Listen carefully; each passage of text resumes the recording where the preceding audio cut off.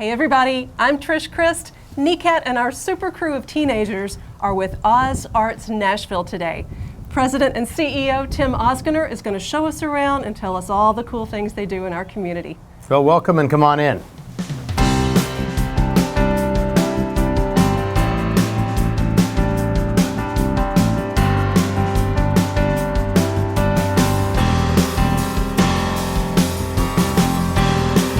It's our Nashville. It's our Nashville. Namudaya Nashville. That means it's our Nashville in the Tamil language. It's our Nashville. It's our Nashville. It's our Nashville.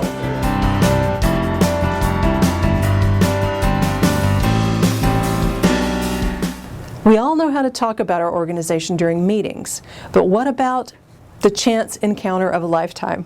You never know who may share your next elevator, notice your logo on a notebook or a tote bag, and ask what you do. What's the clearest, most persuasive thing you can say in a short elevator ride? We're a contemporary arts center, so we present artists that are presenting work that's kind of reactionary to the times in which we live. And these are artists that are living artists. And, you know, like Art Basel in Miami, or BAM in Brooklyn, or these kind of performing arts or visual arts that are kind of more contemporary and done by living artists is what we present. And also we're really passionate about connecting local artists and these artists, because we like to nurture local artists as well that have potential to be international artists, with kids. I do know some of the background behind your wonderful center out there, and it's called Oz. I want to know, tell me about the wizard. I know you got a lot of wizards out there. Tell me about the wizard of your Oz. Oh, well, I mean, that would most definitely be my father, you know, because my father and I have a great working relationship. We did before when we had a cigar business called CAO. He's a mechanical engineer by trade, and I've been like, you know, an actor in performing arts and in sales and product development of cigars. So I would say for sure him, because also we believe that in doing things from our heart, you know, we're almost passion-driven entrepreneurs. We are passion-driven entrepreneurs.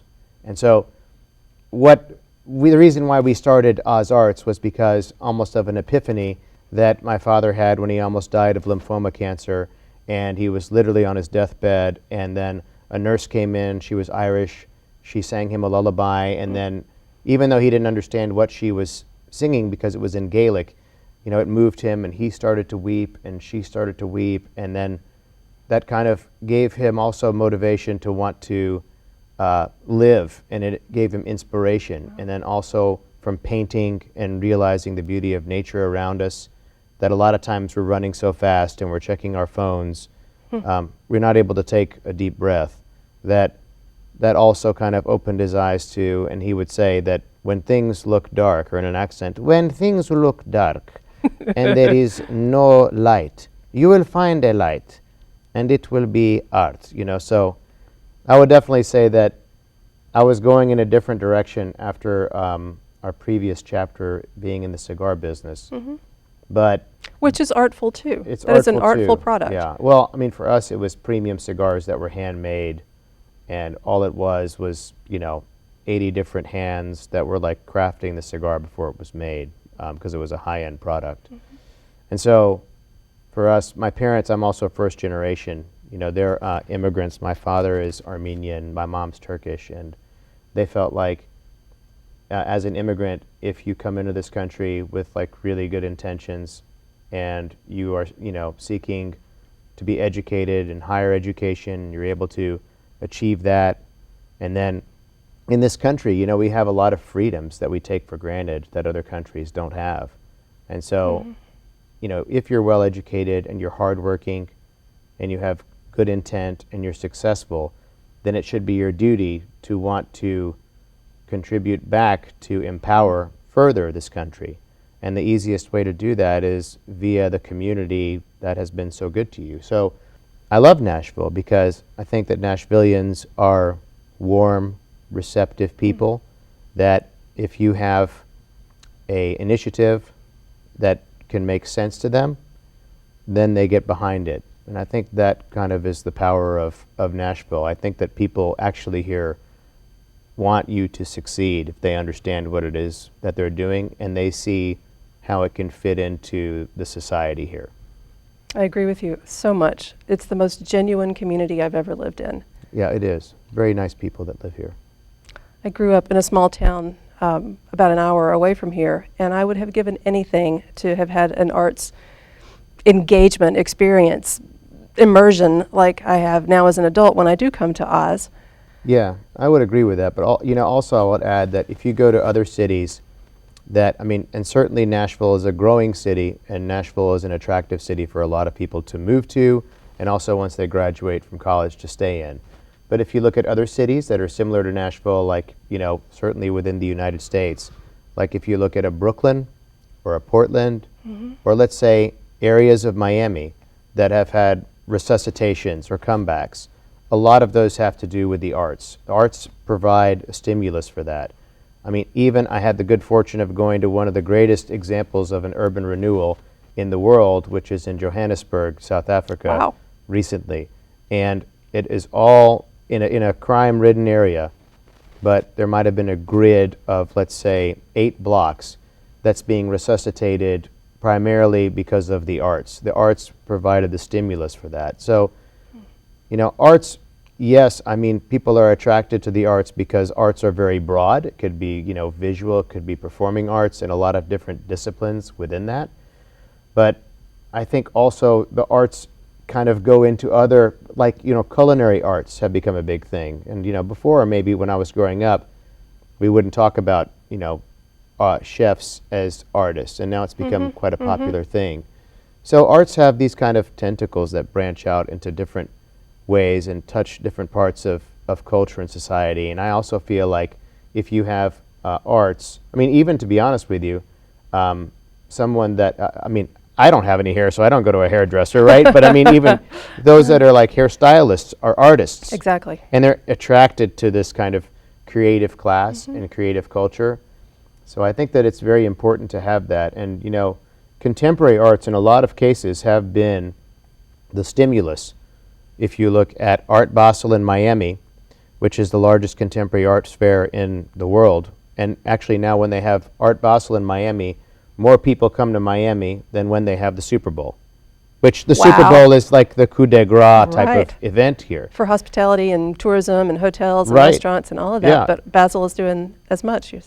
Yeah, Basel, more people come to Art Basel than when they have the Super Bowl in Miami. If you look at Brooklyn, it's sort of resuscitation, and it's drawing a lot of millennials to Brooklyn. It's because of like the arts, and Brooklyn Academy of Music, which even though its title has music in it, is presenting arts across all different types of programming, which our programming is very similar to that.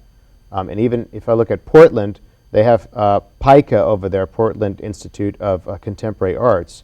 The same thing, a broad kind of breadth of different contemporary arts. So, we look at those institutions and those cities, and when we saw that, we said, well, why not Nashville, right? Because Nashville, like you're alluding to, already has a great kind of creative base. It's very interesting to me. And you say passion-driven entrepreneur. All 3 of those words absolutely fit everything that I know about you and everything that you've said already in this chat. Passion, that could not be more clear. I know you're an entrepreneur because of the way you've described the cost, and if we had to go to Cleveland, if we had, you absolutely get that side of it too. But the drive, let's talk a little bit about the drive, passion-driven arts, or passion-driven entrepreneurs. I know it had to be a big shift to go from a commercial cigar company to, we all know the arts are a little loosey-goosey. Trying to organize artists is not the same thing as trying to organize shipping out a product. Trying to get the community to realize, oh, what is this new endeavor? Where is it?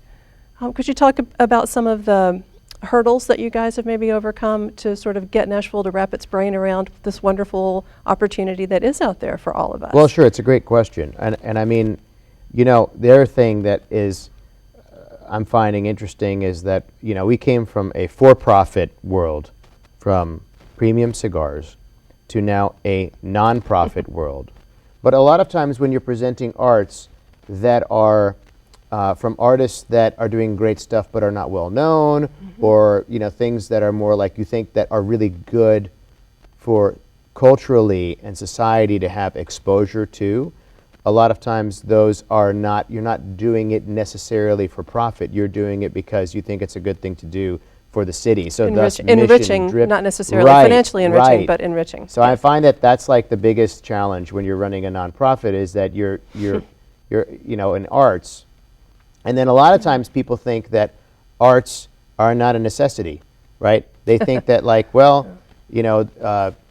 kids need food, they need shoes, they need clothing, they need health care, and I mean they do, absolutely. But I will say this, we've learned this because of my father, is that, and you know this, Trish, I mean artists, if you have to do something, you have to do it.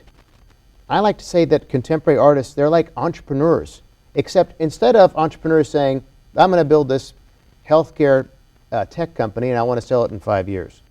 Yeah. These people are saying, I got to make this. I have to express myself through this art format.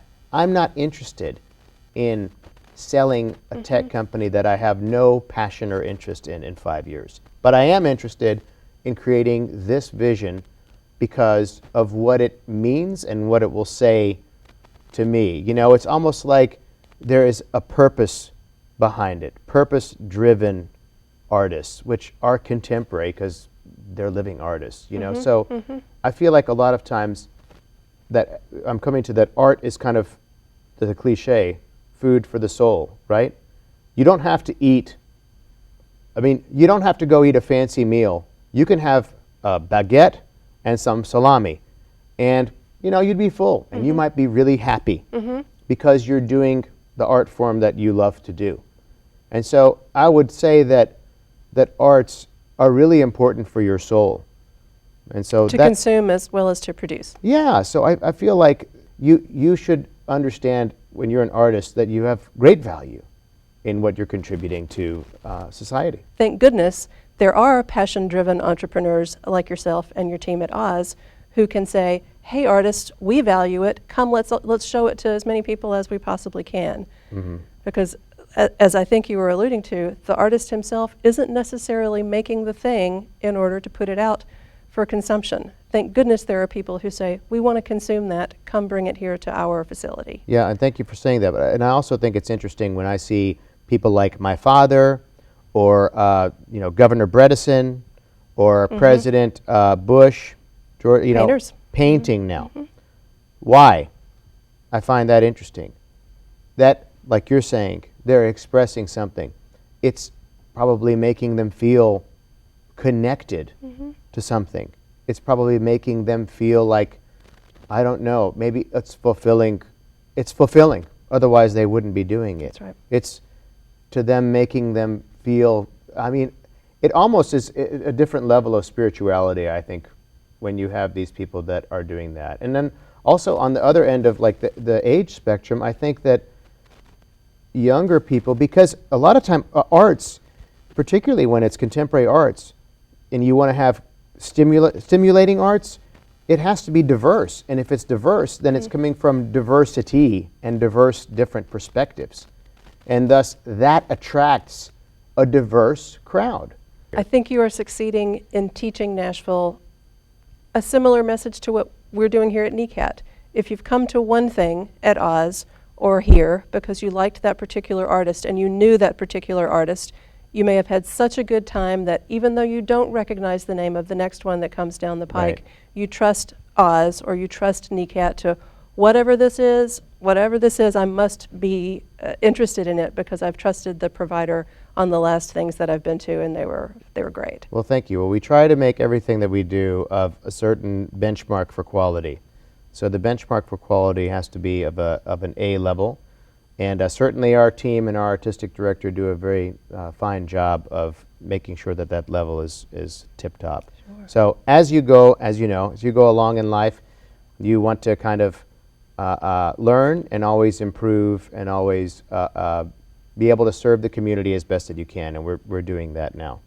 Jerry Johnson, and I'm on the board for Oz. My first experience was actually with the Oz Jenner family, going back to the early 2000s. My name is Christine Kroom. I work front of the house at Oz, and so do a few various things, like we work ticketing or ushering when we have performances like tonight, when people are going to come in and be seated. So that's kind of what I do here. My name is Mira Bilal, and I have lived in Nashville on and off for the last 30 years and was introduced at Oz in its very first season, and so have had the joy of experiencing 3 seasons here in this very unique contemporary art forum that is not only unique to Nashville but is unique to all of the Southeast. The Osner family, being very interested in arts, it went as our guest to Art Basel in Miami for several years. So they knew UBS's support for the arts. And so my coming back here, knowing Tim called and said, I got to talk to you. I want to tell you what we're doing here. My name is Irma Paz Bernstein, and I am a patron of Oz. So I remember like the first time I got to bring my children, because usually it's shows for adults. I was so excited when there was a show that they got to come to, and I don't know that I saw the show, I was just seeing their faces. And now, of course, any show that, even if it's not targeted to children but that we know it would be appropriate, we try to make it where they could come, you know, early nap, let's go, just so they could get some of the experience of being here. My name is Rachel Dindy, and I'm the tour manager for a show currently showing at Oz. We see great audiences in the theater and out, because Oz does a lot of really good community outreach. So we actually played 2 different shows in schools today. We traveled around and got to see kids in their native environment, and it was so much fun. They really enjoyed it. All the members here, all the people that come here, love the performances, love the shows, love the art. It's something different that you don't get anywhere else in Nashville. And I think that's what keeps bringing people back here, is that you're just going to get something and experience something like you haven't seen before. As we experience art, we experience ourselves. And we've all been exposed to art, and art just changes who we are. It helps us see ourselves in a different way. But with contemporary art, it's experiencing ourselves in a whole different way. You know, we all have certain expectations of, like, oh, I like a certain type of music, or, you know, opera feels like this, or, you know, whatever. You go to a certain museum because you know what to expect in a certain way. Here at Oz, it's all different. It really is a journey when you come here, and I think you have to look at it that way. And it really begins from the time you leave your house till you drive out here. Even before you get here, you kind of have this wonderful, quiet space of time because it's located near the John II Airport, and you have time to kind of relax and forget the dust of the day as you come to kind of embrace this experience. And I think maybe the first 3 or 4 times I came, I had my suitcase of expectations with me that everybody brings in the door for every single experience and performance. And those within the first 2 minutes were usually exploded and evaporated, because it didn't really matter what I came to see. It never was what I thought I was going to see when I approached the performance. I think the Doris dance, the electronic tap music, was my absolute favorite. It was like nothing I've ever seen before.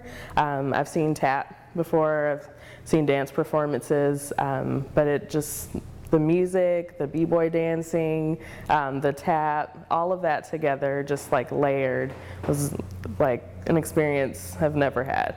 I will say that every Oz performance that I come to, I find that my mind and my brain is flipped and stretched in different directions. And again, outside of my expectations that I bring. As you walk in, you're just open and waiting to see what's going to be the experience. And I think that for individuals and for a city as a whole to be open to experiencing and looking deep within yourself, it's very important. Isn't it wonderful to take something that really is home to you, and have somebody present it to you in a whole new way that takes what is home and shatters that, but then brings it back again in a whole new place that makes it even closer to your heart than it was before. Because it's one of the greatest places we've been. We feel cared for here. We're supported by all of the staff. Everybody's fantastic. I love that opportunity that Oz gives us to be able to see the shows as well as when we're working. We kind of switch out and are able to go in and just view what's happening and experience it for ourselves. I think that's great. It's important, certainly for all of us as members of the board and supporters of Oz and what it means to our community, I think, to share that with as many people as we can. It's just a great vibe. It's new, it's innovative. It's such a great thing particularly for a younger demographic, I think, than me. But I think most anybody that gives it a chance and comes out here, it just walks away going, what a cool thing to have here in Nashville. So we just need to get that out there more, really. What would I say to somebody out in the world about Oz? I would say, come or go. If I'm here, I'll say come. If I'm somewhere else, I would say go. You must experience Oz, because experiencing Oz is not about what happens here, it's what happens here. It just takes you in a way that doesn't happen many other places. If they've never heard of Oz, you got to come experience it. It's just something that, as much as you can try to describe it to someone, they have to come experience it for themselves to really get the feel for it. Because as much as you tell them, you just can't get it until you're here, and then you'll be blown away. We've been all over the US and Canada, and this is one of the best places we've been. We love it here. My name is Lauren Snelling. I am the Artistic Director at Oz Arts Nashville, and I'm going to take you on a tour of our space. We love to install artworks here, so this is a space for visual and performing art. This artwork is in our boardroom. It's kind of a signature piece here. It draws a ton of questions and interest. So this sculpture represents pi, the numerical constant, and color number synesthesia, the idea that a person might see or associate a color with a particular number. So this sculpture is actually the first 75 numbers in the numerical constant pi. The number 1 is the smallest square and has the color red. The number 3 is 3 times the size of 1 and has the number yellow. So this is 3, 1, 4, 1, 5, 9, 2, 6, 5. Being that this was a cigar distribution warehouse, it is a brownish gray color. And now that we're a contemporary art space, we are kind of trying to shout to the rooftops that we are here, and we want people to come out here and check out what we're doing. Onto the building itself, there is a representation of 1,500 portraits that were taken over the course of a week as part of the Inside Out project that was within something called Oz Art Fest, a visual art festival where we celebrated inclusion. This installation attempted to celebrate and recognize the diversity of the population that we have here in Nashville. And so here are the faces of a lot of people who are part of this community.